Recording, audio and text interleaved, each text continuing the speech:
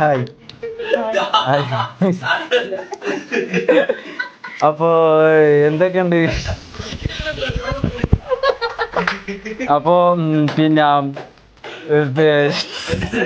ഫിലിപ്പിന്റെ രഞ്ജിത്ത് എന്താ? അല്ല സോറി,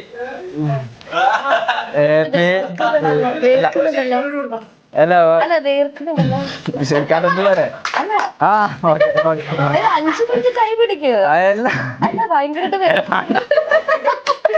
നോക്ക്, പേരെന്താ?